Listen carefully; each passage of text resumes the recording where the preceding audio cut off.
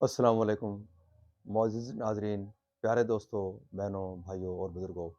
میں حافظ صفدر نواز ایڈوکیٹ آپ کو اپنے اسلامی چینل کے اندر خوش آمدید کہتا ہوں، اور ہر روز کی طرح آج بھی ہم انشاءاللہ چوتھا پارہ سورہ آل عمران آیات نمبر 129 تا 135 تک کی تلاوت، ترجمہ اور تفسیر پڑھنے کا شرف حاصل کریں گے۔ تلاوت شروع کرنے سے پہلے ہم درود شریف پڑھتے ہیں، آپ بھی میرے ساتھ پڑھیں۔ اللهم صل على محمد وعلى آل محمد كما صليت على إبراهيم وعلى آل إبراهيم إنك حميد مجيد. اللهم بارك على محمد وعلى آل محمد كما باركت على إبراهيم وعلى آل إبراهيم إنك حميد مجيد. أما بعد فأعوذ بالله من الشيطان الرجيم. بسم الله الرحمن الرحيم. يا أيها الذين آمنوا لا تأكلوا الربا أضعافا مضاعفة واتقوا الله لعلكم تفلحون. واتقوا النار التي أعدت للكافرين وأطيعوا الله والرسول لعلكم ترحمون. وسارعوا إلى مغفرة من ربكم وجنة أرضها السماوات والأرض أعدت للمتقين الذين ينفقون في السراء والضراء والكاظمين الغيظ والعافين عن الناس والله يحب المحسنين. والذين إذا فعلوا فاحشة أو ظلموا أنفسهم ذكروا الله فاستغفروا لذنوبهم ومن يغفر الذنوب إلا الله ولم يصروا على ما فعلوا وهم يعلمون أولئك جزاؤهم مغفرة من ربهم وجنات تجري من تحتها الأنهار خالدين فيها ونعم أجر العاملين. صدق اللہ العظیم. ترجمہ: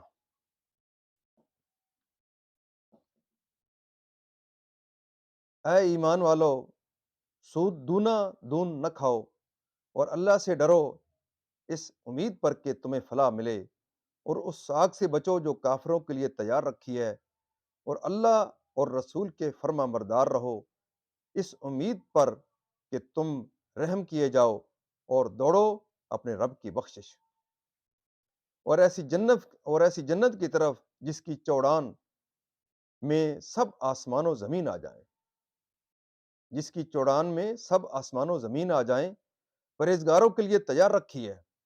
وہ جو اللہ کی راہ میں خرچ کرتے ہیں خوشی میں اور رنج میں، اور غصہ پینے والے اور لوگوں سے درگزر کرنے والے اور نیک لوگ اللہ کے محبوب ہیں، اور وہ ہو کہ جب کوئی بے حیائی یا اپنی جانوں پر ظلم کریں، اللہ کو یاد کر کے اپنے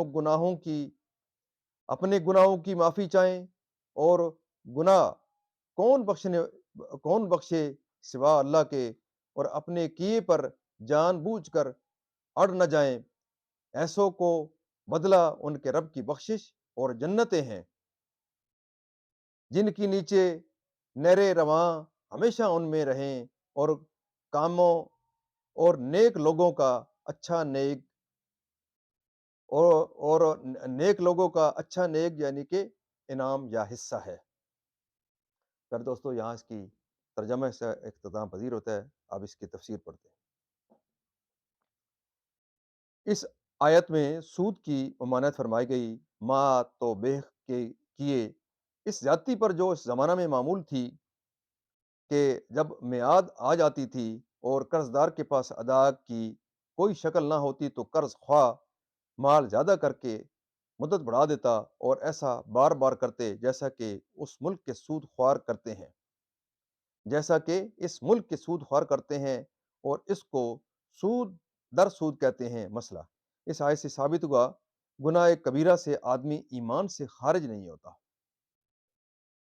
حضرت ابن عباس رضی اللہ تعالیٰ عنہما نے فرمایا اس میں ایمانداروں کو تحدید ہے کہ سود وغیرہ جو چیزیں اللہ نے حرام فرمائیں ان کو حلال نہ جانیں کیونکہ حرام قطعی کو حلال جاننا کفر ہے۔ رسول اللہ صلی اللہ علیہ وسلم کی طاعت الہی ہے اور رسول کی نافرمانی کرنے والا اللہ کا فرما بردار نہیں ہو سکتا۔ توبہ و ادائے فرض و اطاعت و اخلاص عمل اختیار کر کے یہ جنت کی وسعت کا بیان ہے، اس طرح کہ لوگ سمجھ سکیں کیونکہ انہوں نے سب سے وسیع چیز جو دیکھی ہے وہ آسمان و زمین ہی ہے۔ اس سے وہ اندازہ کر سکتے ہیں کہ اگر آسمان و زمین کے طبقے طبقے اور پرت پرت بنا کر جوڑ دیے جائیں اور سب کا ایک پرت کر دیا جائے، اس سے جنت کے عرض کا اندازہ ہوتا ہے کہ جنت کتنی وسیع ہے۔ ہرقل بادشاہ نے سید عالم صلی اللہ علیہ وسلم کی خدمت میں لکھا کہ جب جنت کی یہ وسعت ہے کہ آسمان و زمین اس میں آ جائیں تو پھر دوزخ کہاں ہے؟ حضور اقدس صلی اللہ علیہ وسلم نے جواب میں فرمایا کہ سبحان اللہ، جب دن آتا ہے تو رات کہاں ہوتی ہے؟ اس کلام بلاغت نظام کے معنی نہایت دقیق ہیں۔ ظاہر پہلو یہ ہے کہ دورہ فلکی سے ایک جانب میں دن حاصل ہوتا ہے تو اس کے جانب مقابل میں شب ہوتی ہے۔ اسی طرح جنت جانب بالا میں ہے اور دوزخ جہت یعنی کہ پستی میں۔ یہود نے یہی سوال حضرت عمر رضی اللہ تعالیٰ عنہ سے کیا تھا تو آپ نے بھی یہی جواب دیا تھا۔ اس پر انہوں نے کہا کہ توریت میں بھی اسی طرح سمجھایا گیا ہے۔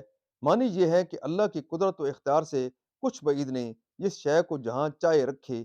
یہ انسان کی تنگ نظری ہے کہ کسی چیز کی وسعت سے حیران ہوتا ہے تو پوچھنے لگتا ہے کہ ایسی بڑی چیز کہاں سمائے گی۔ حضرت انس بن مالک رضی اللہ تعالیٰ عنہ سے دریافت کیا گیا کہ جنت آسمان میں ہے یا زمین میں؟ فرمایا کون سی زمین اور کون سا آسمان ہے جس میں جنت سما سکے؟ عرض کیا گیا پھر کہاں ہے؟ فرمایا آسمانوں کے اوپر زیر عرش۔ اس آیت اور اس سے اوپر کی آیت یعنی کہ وَاتَّقُوا النَّارَ الَّتِي اُعِدَّتْ لِلْكَافِرِينَ سے ثابت ہوا کہ جنت و دوزخ پیدا ہو چکی موجود ہے۔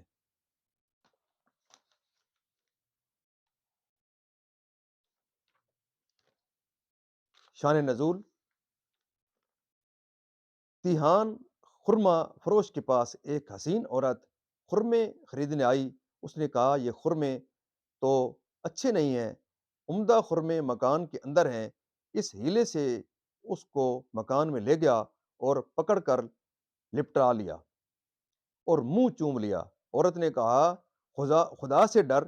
یہ سنتے ہی اس کو چھوڑ دیا اور شرمندہ ہوا اور سید عالم صلی اللہ علیہ وسلم کی خدمت میں حاضر ہو کر حال عرض کیا۔ اس پر یہ آیت والذین اذا فعلوا فاحشۃ جو آج پڑھی ہے ہم نے آخر میں آیت نمبر 134، یہی ہم نے آج پڑھی ہے۔